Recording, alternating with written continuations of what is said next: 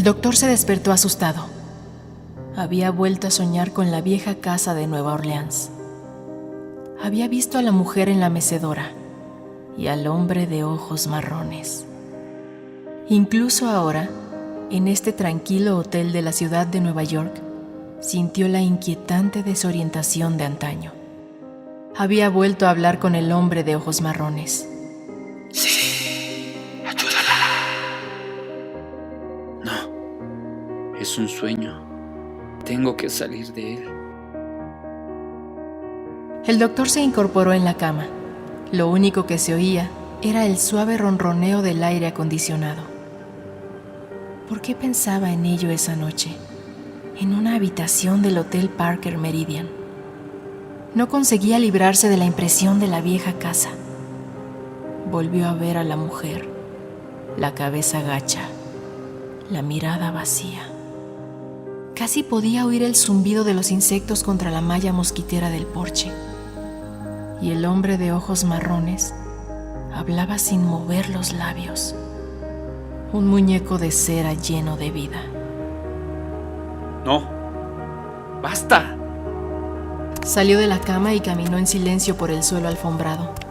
Se detuvo ante las finas cortinas blancas y observó los tejados cubiertos de hollín y los mortecinos carteles de neón que titilaban sobre las paredes de ladrillo. La luz del amanecer surgía detrás de las nubes, en lo alto de la monótona fachada de hormigón de enfrente. Aquí no hacía ese calor extenuante, ni había el soñoliento perfume de rosas y gardenias. Poco a poco su cabeza se despejaba. Volvió a pensar en el inglés del bar del vestíbulo. Por eso lo había recordado todo. El inglés explicaba al camarero que acababa de regresar de Nueva Orleans y que sin duda era una ciudad hechizada. Un hombre afable, un auténtico caballero del viejo mundo, con un traje de lino de finas rayas y la cadena de oro del reloj sujeta al bolsillo del chaleco. Qué extraño era encontrarse con hombres como este hoy en día. Un individuo con el nítido y melodioso acento de un actor británico y unos ojos azules, brillantes, sin edad. Sí, sin duda tiene razón sobre Nueva Orleans. Yo mismo vi un fantasma, y no hace mucho. Intervino el doctor dirigiéndose a él. Entonces se calló, desconcertado, y fijó la mirada en el bourbon con hielo y en el reflejo de la luz en la base del vaso de cristal. El zumbido de las moscas en verano, el olor a medicamentos. Tanto Toracin, no sería un error. Pero el inglés se mostró educadamente interesado y lo invitó a cenar. Le explicó que recopilaba historias de ese tipo. Por un momento, el doctor estuvo a punto de aceptar. Había un descanso en la convención y, además, le gustaba a aquel hombre. Enseguida le inspiró confianza. El vestíbulo del Parker Meridian era un lugar bonito y alegre, lleno de luz, animación y gente. Tan diferente de aquel sombrío rincón de Nueva Orleans, de aquella ciudad triste y vieja, sumida en secretos y en ese permanente calor tropical. Pero el doctor no podía contar aquella historia. Si alguna vez cambia de idea, llámeme. Me llamo Aaron Lickner, insistió el inglés. Recopilamos historias de fantasmas, las verídicas, digámoslo así. Y le dio una tarjeta con el nombre de una organización, Talamasca. Vigilamos y siempre estamos aquí. Era un lema extraño, sí. Eso era lo que le había hecho recordar todo de nuevo. El inglés y esa curiosa tarjeta de visita con números de teléfono europeos. El inglés que al día siguiente se iba a la costa para ver a un hombre de California que hacía poco se había ahogado y vuelto a la vida. El doctor había leído algo en los periódicos de Nueva York. Se trataba de uno de esos personajes que tienen una muerte clínica y regresan después de haber visto la luz. Ambos se pusieron a hablar del tema. Ahora afirma que tiene poderes psíquicos, ¿sabe? Y por supuesto nos interesa. Le había dicho el inglés. Parece que cuando toca los objetos con las manos desnudas ve imágenes. Lo llamamos adivinación por contacto. El doctor se sintió intrigado. Él mismo había oído hablar de algunos pacientes víctimas de ataques del corazón, si mal no recordaba, que habían regresado a la vida. Uno afirmaba haber visto el futuro. Sí, Explicó Ligner. los cardiólogos han hecho las mejores investigaciones sobre el tema. ¿No hubo una película hace algunos años sobre una mujer que volvía a la vida con poder para curar, extrañamente conmovedora? Veo que es receptivo. ¿Estás seguro de que no quiere hablarme de su fantasma? Comentó el inglés con una sonrisa de satisfacción. Me gustaría mucho escucharlo. No salgo de viaje hasta mañana al mediodía y lo que daría por oír su historia. No, esa historia no, nunca. Y ahora, a solas en la oscura habitación del hotel, el doctor volvió a sentir miedo. El tic-tac del reloj sonaba en el polvoriento pasillo de Nueva Orleans. Oía los pasos de su paciente cuando la enfermera la ayudaba a andar. Volvía a oler el aroma característico de una casa de Nueva Orleans en verano.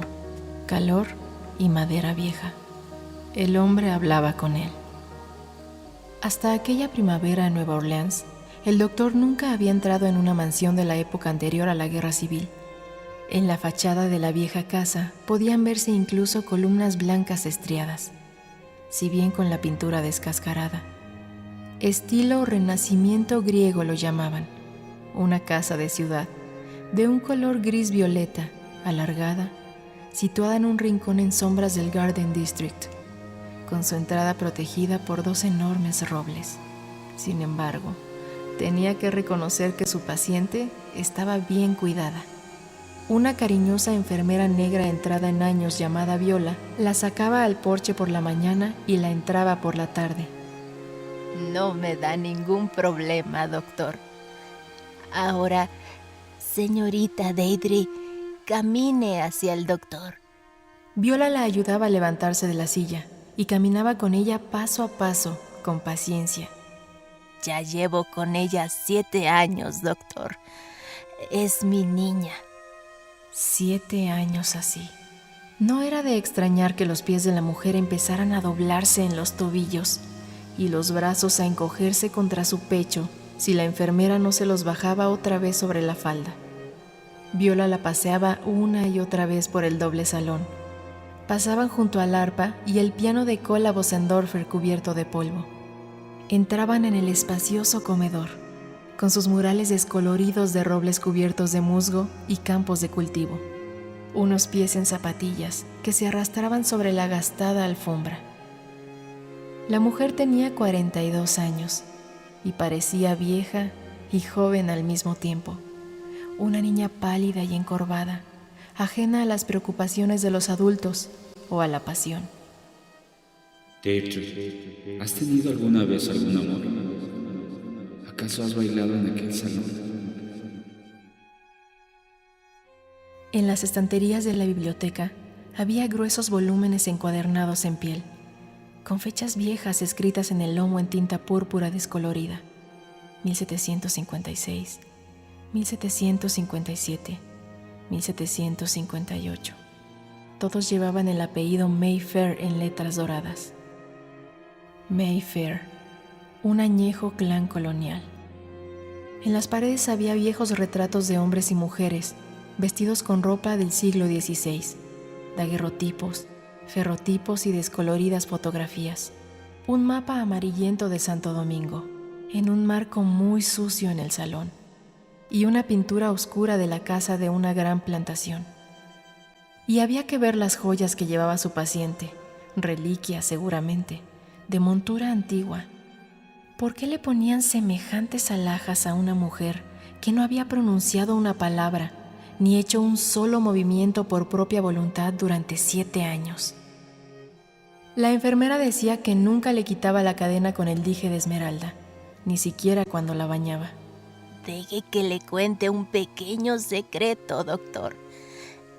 No se le ocurra tocarlo nunca. ¿Y por qué no?, quiso preguntarle él, pero no dijo nada. Simplemente observó nervioso cómo la enfermera le ponía los pendientes de rubí y el anillo de diamantes. Y mire qué pelo. ¿Ha visto alguna vez un cabello tan hermoso? Decía la enfermera con cariño. Sí, de acuerdo. Era moreno, largo y rizado.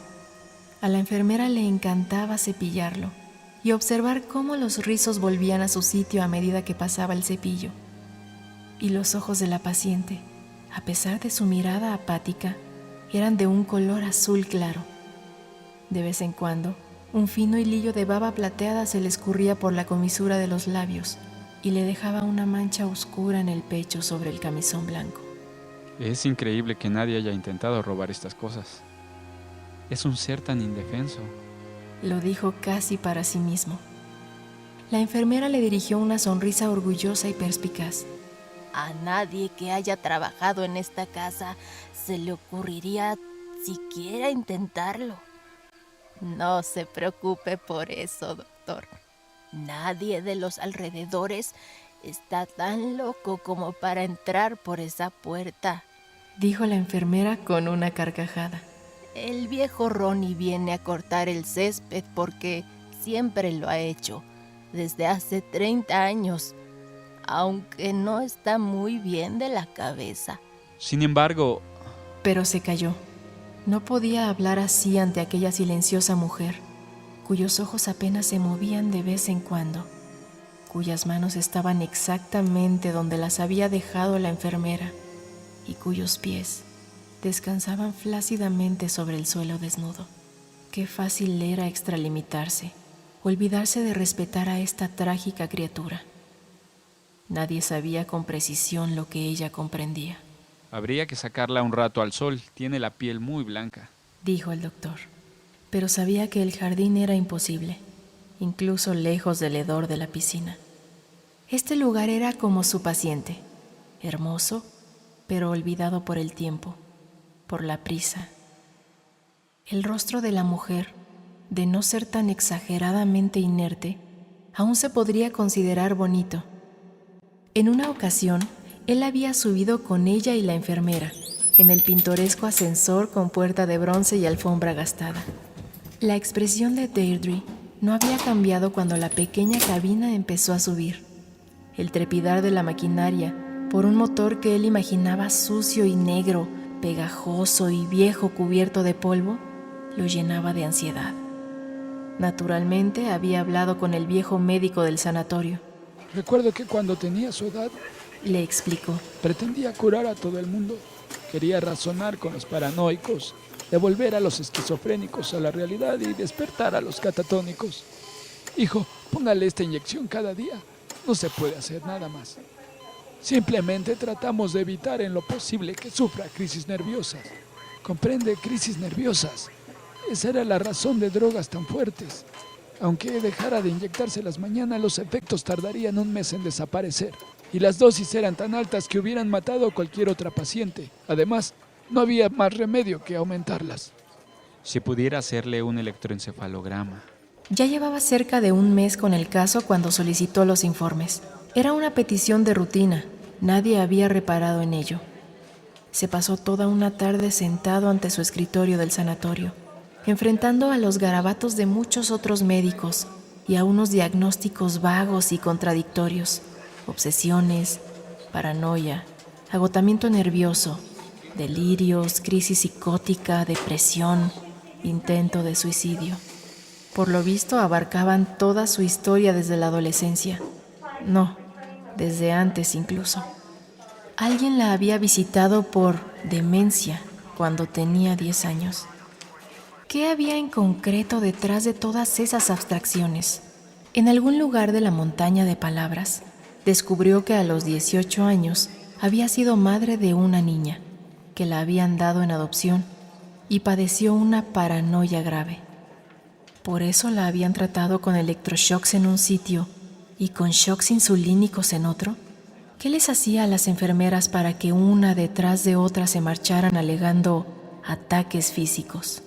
En un momento dado había huido y había sido recluida por la fuerza otra vez. Faltaban a continuación varias páginas, años enteros ignorados. Daño cerebral irreversible, señalaba un informe de 1976. Paciente enviada a su domicilio. Se prescribe Thoracine para impedir parálisis. Obsesión. Era un documento desagradable que no explicaba nada ni revelaba la verdad, y que al final lo desanimó. ¿Acaso aquella legión de médicos había hablado con ella de la forma que lo hacía él cuando se sentaba junto a ella en el porche? Es un día muy bonito, ¿no le parece, señorita Deirdre? Ah, la brisa. Qué fragante. El aroma de las gardenias de repente era opresivo y sin embargo le encantaba. Y cerraba los ojos durante un instante. Ahora se daba cuenta de que Deirdre tenía algunas mechas canosas. Sus manos estaban frías y eran desagradables al tacto. La enfermera salió con un sobre azul en las manos. Una foto. Es de su hija, Deirdre. Mire, Deirdre, ahora tiene 22 años. La enfermera sostuvo la foto para que el doctor también la viera. Una chica rubia en la borda de un gran yate blanco. El viento le agitaba el cabello. Guapa, muy guapa. No hubo ni un cambio en el rostro de la mujer. La enfermera le apartó el cabello negro de la frente. ¿Ve esta chica? Preguntó la enfermera y tendió la foto al doctor. Esta chica también es médico. Y le hizo un gesto orgulloso con la cabeza. Ahora es residente, pero un día será doctora en medicina. Como usted, de verdad.